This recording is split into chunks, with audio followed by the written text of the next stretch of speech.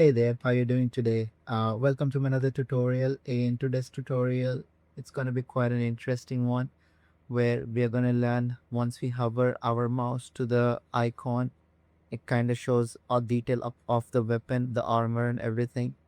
That's which is quite sick, which is very much like Assassin's Creed style. And yeah, let's get started. Just before anything else, I would first of all thank for all the like and subscribe. Please share this video to people who would love to learn how to make games and everything. And all the project file is available in my Discord channel and in Patreon for totally free. Just go give us a like and subscribe. Thank you very much. Hey guys, in today's tutorial, we will be adding how to add like a hovering widget when we select a weapon. This is gonna be looking something like this.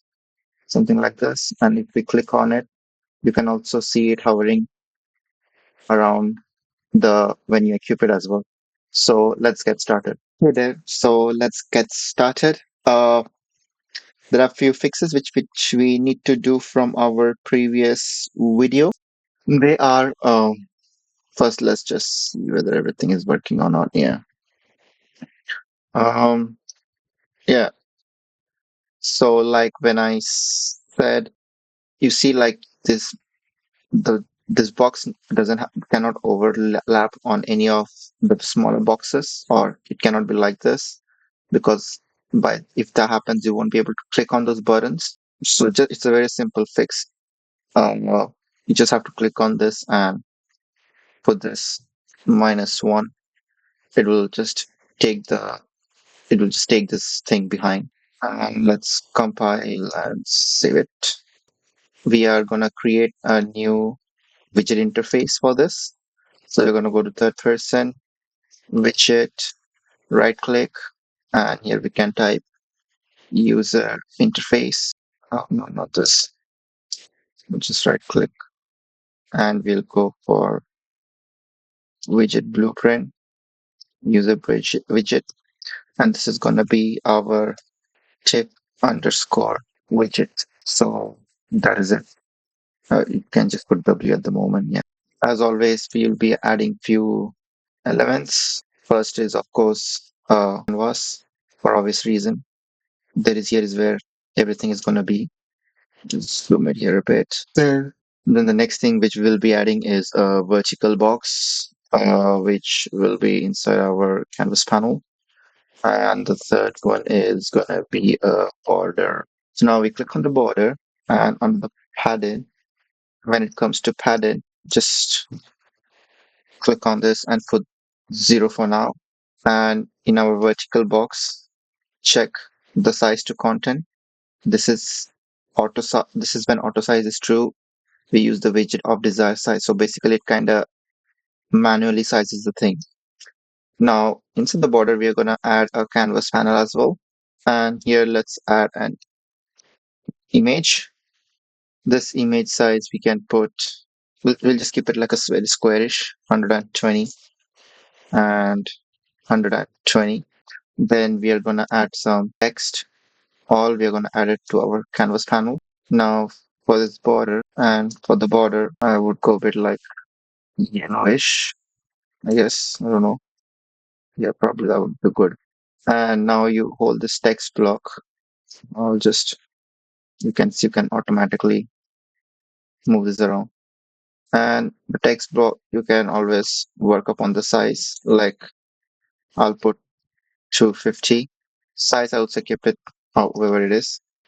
This could be our, name of our weapon. Let's say INSWORD. Let's use the right words. And we can also add another text actually. Why not? It's on our canvas panel. Another text also already here. This could be the item type. Uh, let's put like main hand, and we will reduce the size of this one as well. For that, we go to the phone and we just put like 16 because that's like a sub information. And we have font families here. And just click on any one of them. Yeah, this would do. So I'm gonna add another border actually. Look nice, like a thing to Actually, this one, let's put it under in the vertical box. That's much better. We can change the padding for this one to 0. Now for this border, I will give it a bit more. I kind of imagine this game more like Assassin's Creed style, so I'll give it a bit more of a darker personality. Now, as there's nothing, first let's add a canvas panel inside this border. Then inside this, we will add image. Now we can change the image size to, let's say, it's 100 actually.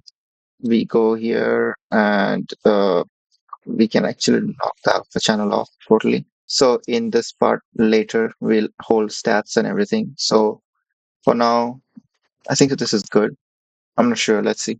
Now we will add grid as well for for the stats and everything. GRI grid panel would go inside the canvas panel. Just to see how things would look like, you could even add another text as well. So not inside the grid, but inside the canvas panel. And here, for the sake of content, we can click on the text box and we can put damage underscore 10. It's DA. We can just push it over here and it's like 20. You can control C. No, not control C. We'll just duplicate it and we'll just put it down a bit like the, just bring it a bit in this separate. You can name this as HELTH health, both of them. We can, change the font as well. Now we have to create the bottom part of it. So we'll create another border. Oh, not here, sorry. BORDER border. We'll add another border to the vertical box. Again, padding fit to 0. Now once you click on this, you could like change the color a bit. I'll give this time a bit of a purplish. And here again, we can add text. Before that, we have to add a canvas panel as well. Well, we can add canvas panel now as well. So we now put here canvas panel. Then we add here text. Text box. You could give it like a bit of a larger size, like 60 and or maybe 50. It looks a bit stretched. This could maybe later be something like what price, like about 10. Just making sure things are quite aligned. And the font, you could like probably reduce it to 20 and also follow the same thing. And like just duplicate this and bring it down here. Maybe we could also like change the typeface to, oh, can we not have, yeah. And this can hold the weight, WEIGHT. Now this is all good. Now compile and save. Now the scripting part. Now we are going to go to our graph and we are going to add few variables. For example, it's going to be item info. And guess what's going to come here? The item info S. Item info S. And this time we are going to do instant editable and we'll expose on spawn. Now let's compile and save it. Now I think so we have our inventory item open. Yeah, let's just put it next to each other. We are going to be working on these two. And we click on the button. We go here and type tooltip. Oh no, sorry. Let's not this one. It's going to be here, tooltip. And here you could say like tooltip widget and we click on this bind. We will create a bind. We have an item info here. We drag this one here, get item info. Now, first we pull this to make sure it's not empty. So we break it. Also, we'll have empty widgets. So the item class needs to be valid. If it's valid, that means it's got item in it. Then we click branch. We bind it here and we also bind it here. So if it is true, we're going to create a widget and the widget which we'll be creating is our tooltip. So as now we have exposed it to spawn, you can always attach the item info to this one and we then connect this to this both, just make sure that, yeah. And now in case if it's not valid, just copy this thing and connect it here. And that one we just leave it empty. So that's one way of going with it. First, we get the item info. We check whether there is any item inside it, and we check is the item class valid. If true, we get widget from the tooltip and returns it true if false. Now let's see whether it works or not. So now if I click on this, see if I hover about it, it shows around. That's what we want. Looks nice and good. So, but as you can see, like it doesn't have any data at the moment. So we need to give data to it so that it makes sense. So we're going to go to our tooltip widget. So now we go to our designer and we go to our iron sword. We go here and create a binding. So first we are going to do is we're going to get item info. We're going to break it, check whether there is, we don't need to check whether it's a valid class or not, because for obvious reason, if it's not a valid class, then why would we create a widget? Now we go back to our designer. Now we select the main hand. We also do the binding here as well. Quite again the same thing. We go break item info s.